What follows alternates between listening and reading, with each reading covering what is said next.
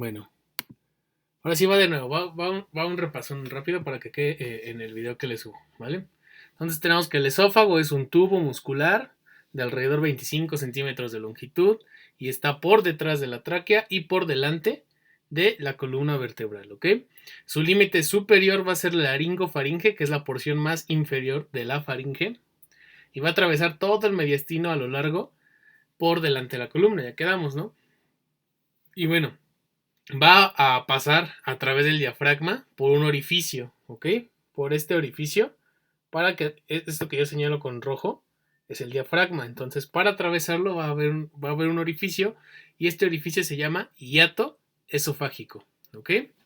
Bueno, hay una patología muy común, como les decía, que es la hernia hiatal, ¿ok? ¿Qué pasa? El estómago se eleva porque con lo que se continúa, perdón, con lo que se continúa el esófago es el estómago, ¿ok? Entonces el estómago se eleva sobre el diafragma y pasa por el hiato esofágico, ¿ok?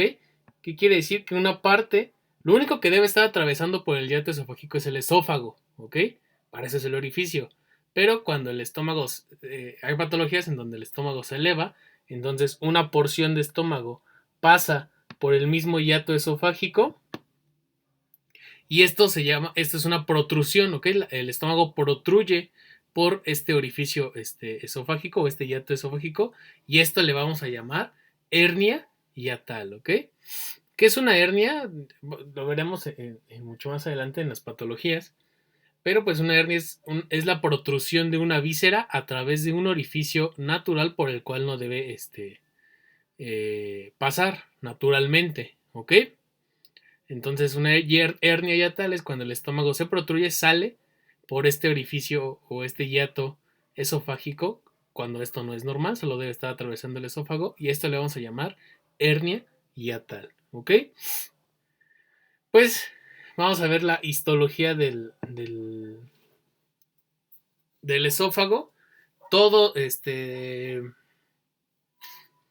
como todo órgano del tubo digestivo, pues vamos a tener una mucosa, una muscular de la mucosa, una capa muscular y una adventicia, ¿ok? En la mucosa del esófago vamos a tener un epitelio plano, estratificado, sin queratina, ¿ok? Y la lámina propia pues va a ser puro tejido conectivo areolar.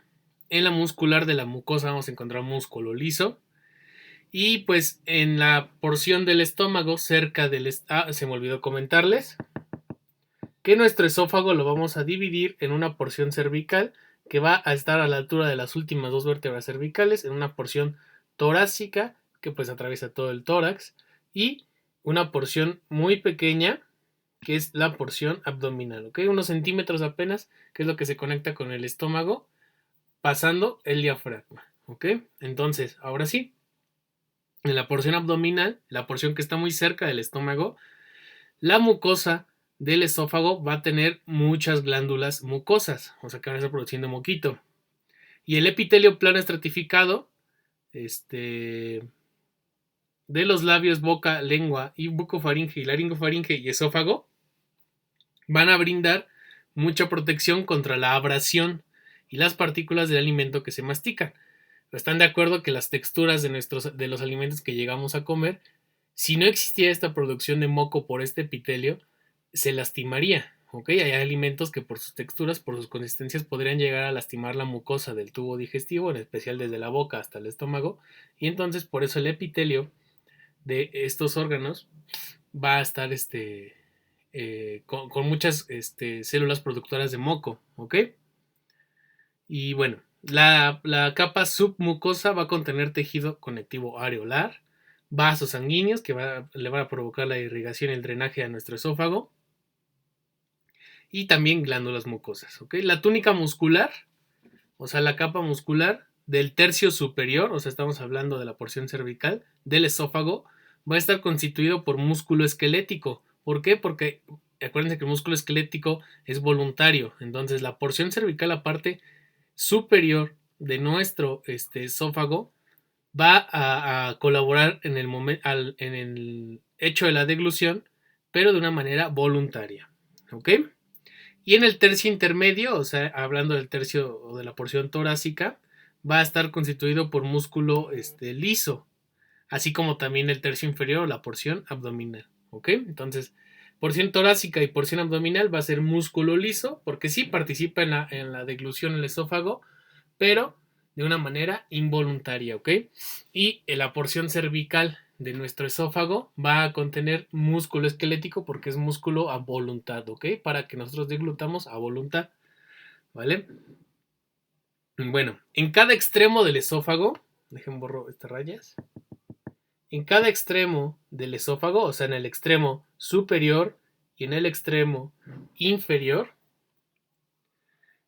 vamos a encontrar, bueno, la musculatura del esófago va a sufrir un espesamiento, o sea, se va a hacer grueso, se va a engrosar, ¿ok? Y forma dos esfínteres, ¿ok? ¿Qué es un esfínter? Lo llegamos a mencionar en músculo esquelético, va a ser una porción engrosada de músculo que tiene la particularidad de que se puede contraer, o sea, cerrar, o también se puede dilatar, o sea, hacer más grande la luz de ese tubo, ¿ok? Entonces en el cuerpo vamos a tener muchos esfínteres. Uno de estos ejemplos va a ser los esfínteres esofágicos, ¿ok? Entonces vamos a tener un esfínter esofágico superior, que se puede abreviar así, esfínter esofágico superior y un esfínter esofágico inferior, ¿ok? Y el esfínter esofágico superior va a estar formado por músculo esquelético, o sea que es a voluntad. Abrimos este esfínter, o sea, vamos a abrir la luz del esófago, de la porción cervical, y obviamente pues estamos abriendo la luz de todo el esófago, a voluntad, ¿ok? Pero en el esfínter esofágico inferior vamos a encontrar músculo liso, ¿ok? Y bueno, la función del esfínter esofágico superior va a ser regular la progresión del alimento desde la faringe hacia el esófago, ¿ok? Y el esfínter esofágico inferior va a hacer lo mismo desde el esófago hacia el estómago, ¿ok? Entonces, mejor explicado, el esfínter esofágico superior va a regular el paso del alimento de faringe al esófago, ¿ok? O sea, cuánto alimento entra al esófago. Y el inferior va a regular cuánto alimento entra al estómago, ¿vale? ¿Dudas hasta aquí?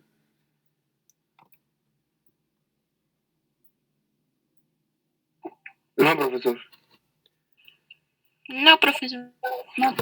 Bueno, y ya tenemos que la capa más superficial de nuestro esófago pues va a ser la adventicia. Y ¿se acuerdan cuando vimos las capas de todo el tubo digestivo? Decíamos que en el lugar, todo el tubo digestivo, a excepción del esófago, o sea, todos los órganos del tubo digestivo van a tener serosa, ¿ok? En lugar de adventicia. El esófago es el único órgano del tubo digestivo que va a tener una adventicia, ¿vale? Y bueno, ¿por qué? Para que el tejido conectivo de esta adventicia del esófago, pues lo mantenga adherido y lo mantenga fijo, ¿ok? En cuanto a su posición anatómica. El esófago tampoco va a estar cubierto por mesotelio y pues por lo tanto la adventicia se va a mezclar con el tejido conectivo de todas las estructuras del mediastino. ¿Qué estructuras, por ejemplo, qué órganos podemos tener en el mediastino?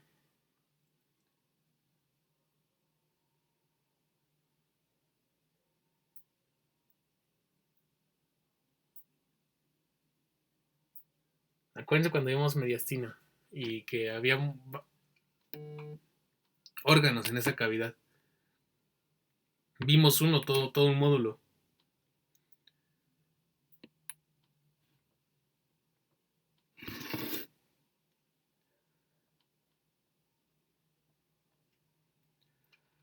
El corazón, ¿sale? Entonces el corazón es parte del mediastino y entonces el tejido conectivo de la adventicia del esófago se va a estar mezclando con el tejido conectivo de la serosa del corazón, ¿ok? Entonces el corazón prácticamente va a influir en mantener fijo y en su posición correcta al esófago, ¿ok?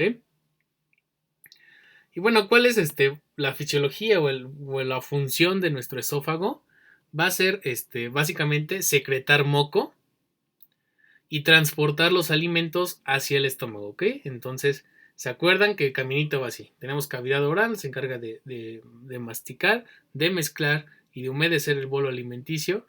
De ahí pasa a la orofaringe, de la orofaringe pasa a la laringofaringe y del laringofaringe pasa al esfínter superior, al esfínter esofágico superior. Se abre este esfínter, deja pasar el alimento y entonces el esfínter esofágico inferior se abre para que pase al estómago, ¿ok? Y bueno, el esófago no va a producir enzimas digestivas ni tampoco va a cumplir funciones de absorción, ¿ok? Simplemente es un tubo por donde va a estar pasando el alimento, ¿ok? ¿Dudas de esófago? No, profesor. ¿No? No. Va. Bueno, ya por último, vamos, bueno, o sea, acerca del esófago, vamos a tener al esófago irrigado por la arteria esofágica superior, media e inferior. O sea, vamos a tener 3 ramas de la arteria esofágica, ¿ok? Obviamente ya se imaginarán que cada una de estas ramas va a estar irrigando cada porción del esófago, ¿ok? La porción superior o cervical del esófago va a estar irrigada por la arteria esofágica superior. La porción torácica del esófago va a estar irrigada por la arteria esofágica media y la porción abdominal por la arteria esofágica inferior, ¿ok? Bueno, estas arterias van a ser ramas de la arteria celíaca y la arteria celíaca puede ser ramo de la arteria aorta ascendente, ¿ok? ¿Cuál va a ser el drenaje?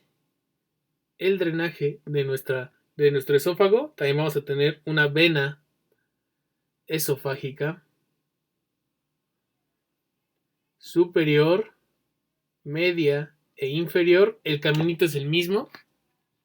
Cada vena esofágica superior, media e inferior pues va a estar drenando a cada una de las porciones del esófago. Y esta vena esofágica son ramas, drenan en la vena celíaca y esta va a drenar en la vena cava inferior, ¿ok? La inervación de nuestro esófago va a estar dada por el 10º par craneal y por nervios espinales, ¿ok? Entonces, estamos hablando de nervios espinales cervicales, torácicos y ya, ¿vale? Bueno, vamos a hablar acerca de la deglución, ¿ok? Ya hablamos de una primera fase de la deglución, que es la que corresponde a la cavidad oral, ¿ok? Bueno, vamos a comenzar con esto, empezamos con que los alimentos se movilizan desde la cavidad oral hacia el estómago, ¿ok? Entonces el hecho de movilizar los alimentos de cavidad oral al estómago mediante un acto que se llama tragar o deglutir, ¿ok? Entonces a este proceso de movilizar el alimento de boca a estómago es deglución, ¿ok? Y entonces, en el momento en que nosotros comenzamos a masticar cualquier alimento, en el que ya lo estamos masticando, ya no va a ser un alimento, se va a llamar bolo, ¿ok? Bolo alimenticio, ¿vale? Entonces tenemos que la deglución es facilitada por la secreción de saliva y moco, ¿ok? Y en esta secreción de saliva y moco van a participar la boca, la faringe y el esófago, ¿ok? En el caso de saliva ya sabemos que solo es cavidad oral, pero moco lo va a secretar faringe y esófago, ¿ok? La deglución se va a producir en 3 fases, ¿ok? Una fase voluntaria, que correspondería a la primera imagen y parte de la segunda, ¿ok?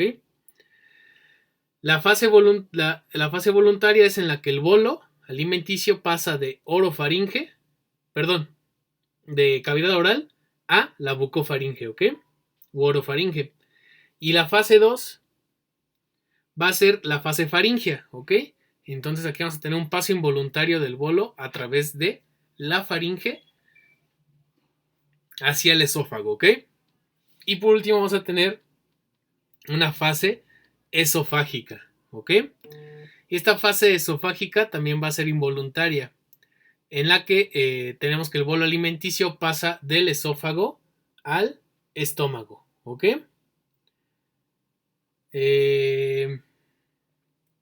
La deglución va a comenzar cuando el bolo, esto ya lo habíamos platicado cuando vimos cavidad oral.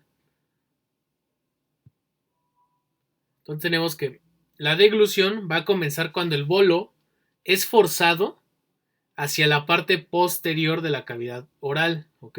Y la bucofaringe. Esto mediante el movimiento de la lengua, ¿ok? Va a hacer, va a llevar el alimento hacia arriba y hacia atrás contra el paladar. Y estas acciones van a formar la fase voluntaria de deglución. ¿Por qué? Porque va a estar participando los músculos del paladar, los músculos de la lengua y los músculos que se encuentran en la parte posterior de la cavidad oral. Entonces todo esto es totalmente voluntario, ¿ok? Y bueno, con el paso del bolo alimenticio a la orofaringe, o sea, en cuanto el bolo alimenticio pasa, esto ya lo habíamos platicado de hecho ayer, en cuanto el bolo alimenticio pasa del istmo de las fauces a la cavidad, a la orofaringe, va a comenzar la fase faringea. Y esta fase faringea es involuntaria, ¿ok? El bolo alimenticio va a estimular los receptores de la bucofaringe. Acuérdense que la faringe tiene dos tipos de inervaciones, una motora y una sensitiva.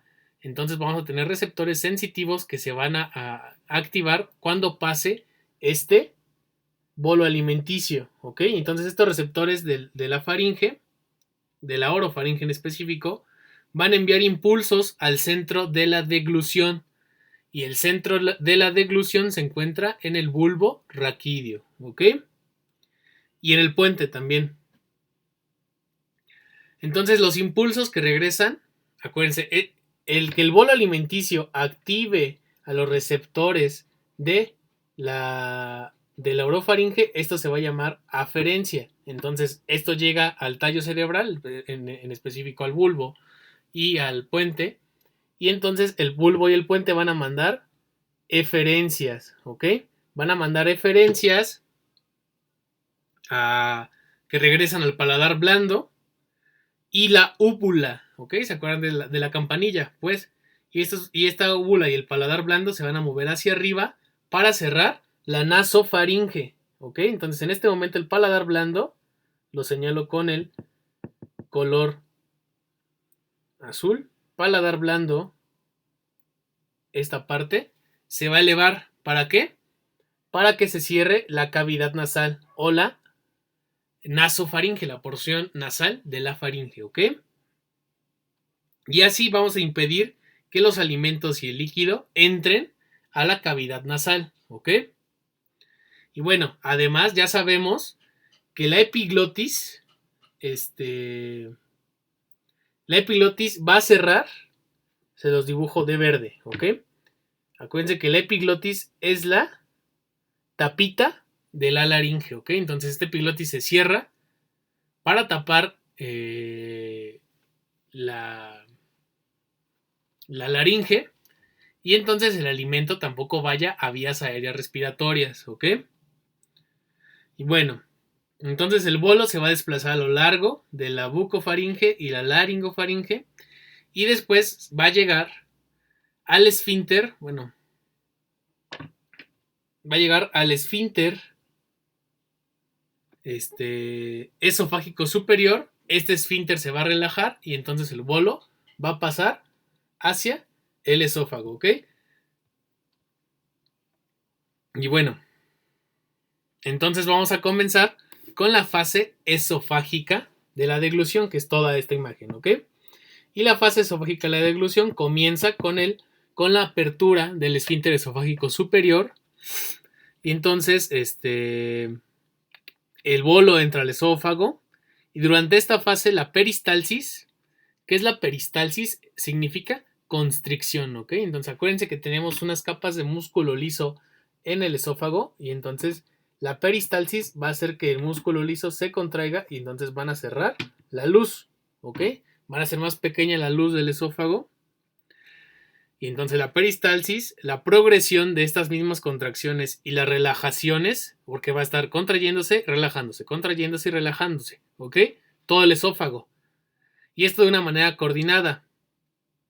Y esto pues va a coordinar a la capa circular y longitudinal de la musculatura del esófago, ¿ok? Esto va a impulsar el bolo alimenticio hacia abajo, ¿ok? Y bueno, en la porción superior del esófago las fibras circulares se contraen, ¿ok? Van a estrechar la pared esofágica y fuerzan el bolo hacia el estómago. Y entre tanto, las fibras longitudinales inferiores van a contraerse, se acortan y empujan las paredes hacia afuera para que pueda recibir el esófago. ¿Qué quiere decir? Lo ilustra muy bien el diagrama. Y esto es conforme el paso de... Y esto pasa en segundísimos, ¿ok? Y esto es conforme el bolo alimenticio va pasando. Imagínense que el bolo va en esta porción, ¿ok? Todavía no se ve cómo se aprecia en la imagen. Entonces, la capa circular, la capa muscular circular del esófago se va a contraer. En ese mismo momento, la capa longitudinal del esófago se relaja para que como que apriete y entonces se caiga el bolo alimenticio, aquí se vuelva a contraer, aquí se relaja, se vuelve a contraer, se relaja abajo, se abre y ya llega al estómago, ¿ok? Entonces, pero esto va a pasar en segundos.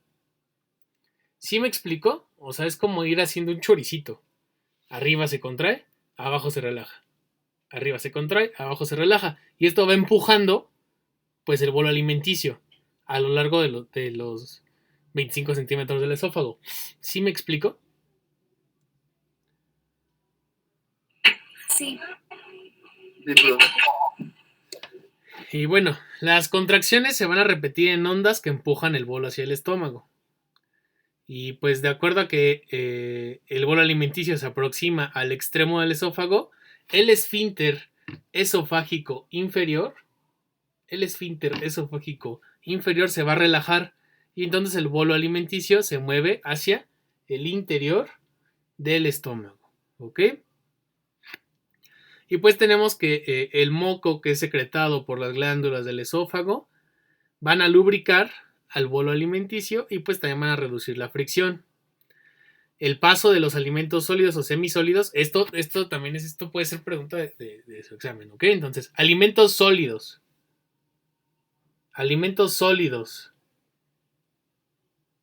o semisólidos tardan en pasar a la boca del estómago de 4 a 8 segundos, ¿ok? Y los alimentos blandos o líquidos pasan en un segundo, ¿ok? O sea, de la boca al estómago, los alimentos sólidos o semisólidos pasan en 4 a 8 segundos, ¿ok? Entonces, del istmo de las fauces a el estómago se tardan en alimentos sólidos 4 a 8 segundos. Los líquidos tardan un segundo, ¿ok? ¿Dudas hasta aquí? No, profesor. No, profesor. Bueno, ya nada más para que entendamos bien la imagen, ¿ok? Vamos a ver estos videitos que pues están padres, porque así podemos entender la deglución. Sí se ve, ¿no? Sí.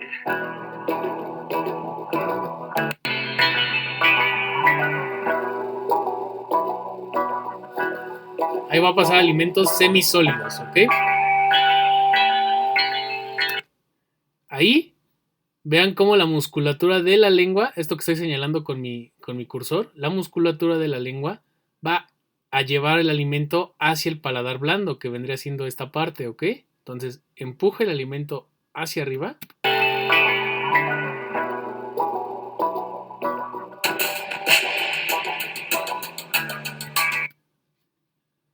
Déjenlo, regreso unos segunditos.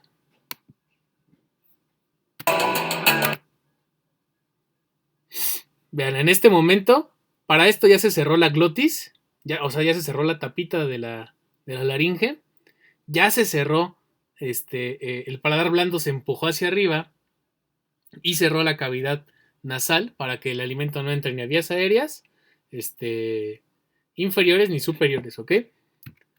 Y pues el alimento desciende.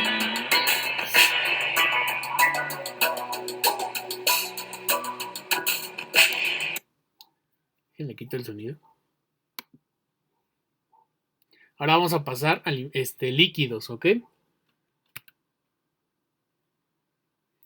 Vean cómo el tiempo es relativamente nada, ¿ok? Un segundo, como se los mencioné. Solamente la musculatura involuntaria de paladar blando y...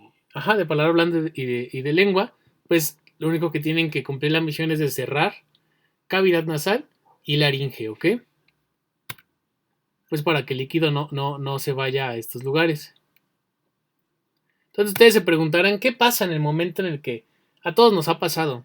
De que como que tomamos agua muy rápido, tomamos, entre comillas, mal agua, y sienten como que el agua se regresa a la nariz. ¿Sí lo han sentido? Sí. Bueno, pues esto pasa por una incoordinación entre los músculos involuntarios y voluntarios de la deglución, ¿ok? Entonces, los músculos de la deglución voluntarios, pues pasan el agua, pero no alcanzan a activarse los músculos involuntarios del paladar blando para cerrar cavidad nasal, ¿ok? Entonces, por eso se llega a pasar un poquito de agua a la cavidad nasal y lo sentimos.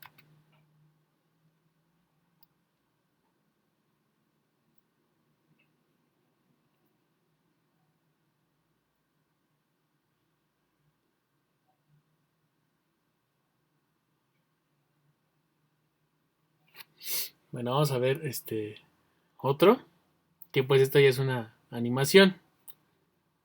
Y esto pues lo voy a explicar mejor. Manchis. Espérenme, se me cerró mi presentación.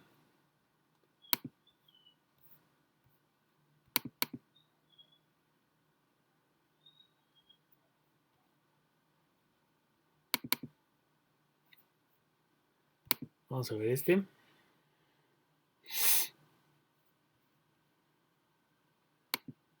Sí se ve también, ¿verdad?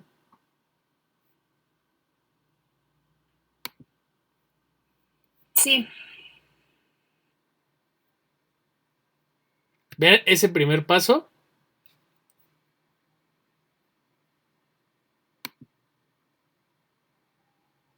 Vamos a regresarlo. Primer paso, estamos masticando. En este momento ya masticamos. Nuestros dientes ya masticaron. Y entonces el bolo alimenticio por medio de la lengua. Esta es la lengua. Acuérdense que hay músculos por debajo de la lengua. Ya hablamos que hay músculos pares, hay músculos impares. Y van a llevar el alimento a la parte superior de la boca, ¿ok? Y entonces este alimento choca con el paladar blando y en este momento los receptores que del bulbo raquídeo van a activar la musculatura involuntaria del paladar blando se va a elevar y va a cerrar esta área de la nasofaringe y van a cerrar, y la epiglotis, también por acción de otros músculos, van a cerrar la laringe, ¿ok? Entonces, vean, ya pasó. Y en este momento, vean cómo es tan perfecto el sistema. Se cierra cavidad nasal, se cierra laringe, y aquí empieza la fase involuntaria de la deglución. Y pasa, ¿ok?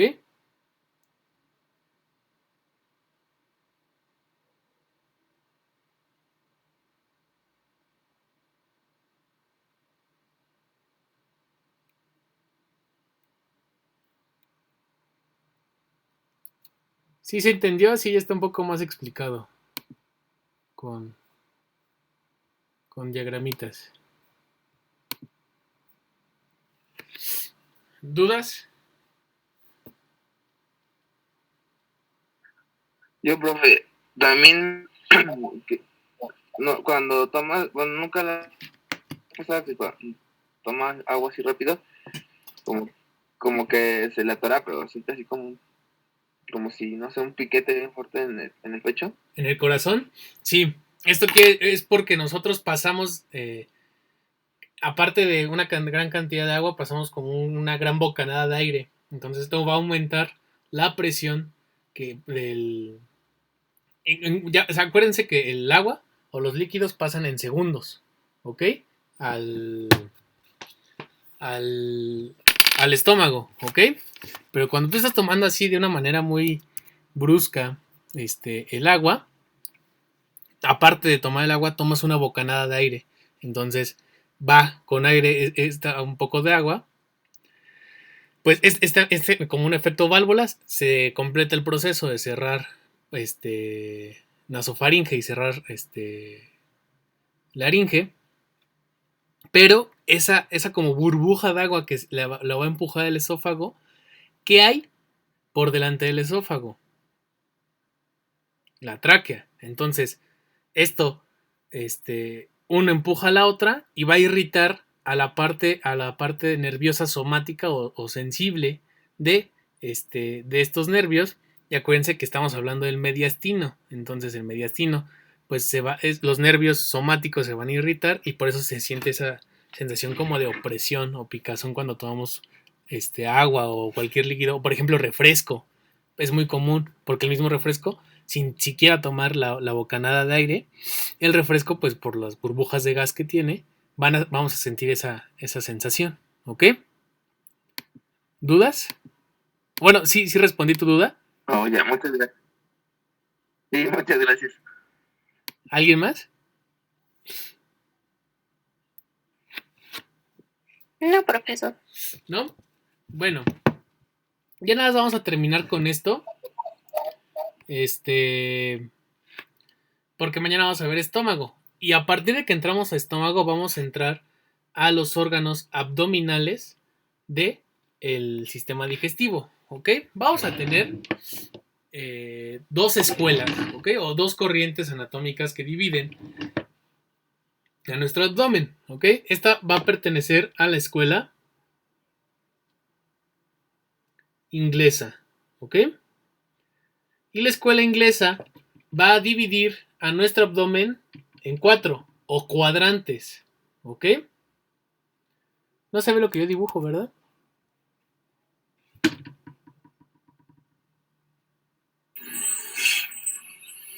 No, creo que no. Ya. No se ve nada. Entonces tenemos que la escuela inglesa va a dividir en cuadrantes a nuestro abdomen, ¿ok? La división es completamente fácil. Vamos a tener una línea media y otra línea horizontal que va a estar pasando. Disculpe. Y una línea horizontal que va a estar pasando a la altura de las espinas ilíacas anteriores, ¿ok? Entonces esa va a ser la marca de la línea horizontal, ¿ok? Y es muy fácil. Vamos a tener un cuadrante superior derecho, un cuadrante superior izquierdo y un cuadrante inferior derecho y un cuadrante inferior izquierdo, ¿ok? Es muy fácil. Dividir el abdomen conforme a la escuela inglesa. Casi no se usa. Es muy difícil que nosotros utilicemos para algo esta división. Sin embargo, es importante saberla. Esta es la que nosotros usamos, ¿ok? Y esto pertenece a la escuela francesa, ¿ok?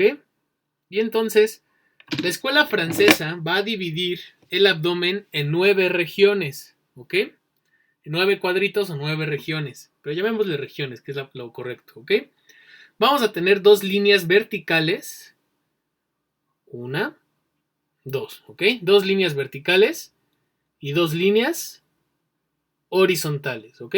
Todo esto pues es imaginario, son líneas imaginarias, ¿vale? Entonces tenemos que las líneas verticales van a pasar por la línea medio clavicular. Acuérdense que tenemos a la clavícula y a la clavícula lo dividimos en dos, ¿ok? Entonces a la mitad de la clavícula vamos a tener esta línea y esa va a ser la línea medio clavicular, ¿ok? Y eso nos va a dar las dos líneas verticales de esta división, ¿ok?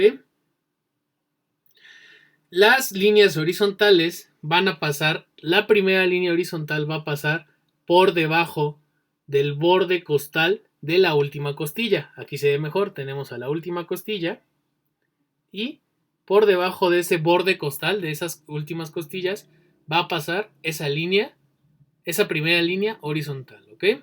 Y la segunda línea va a pasar por arriba de las crestas ilíacas, ¿ok?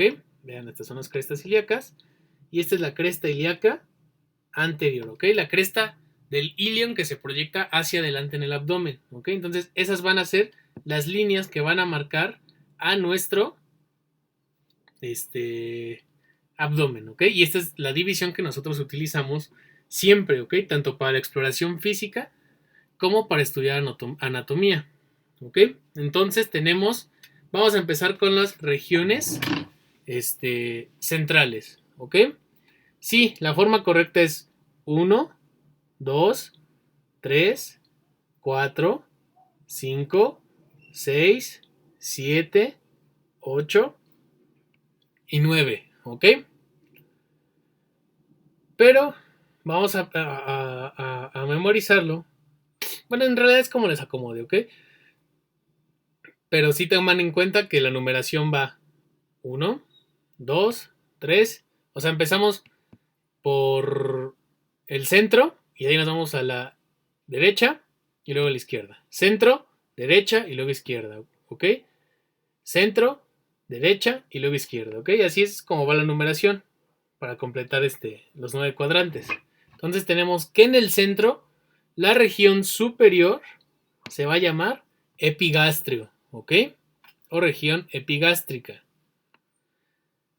Si seguimos en el centro, en los cuadrantes del medio, le vamos a llamar a esta región mesogastrio, ¿ok? O región umbilical.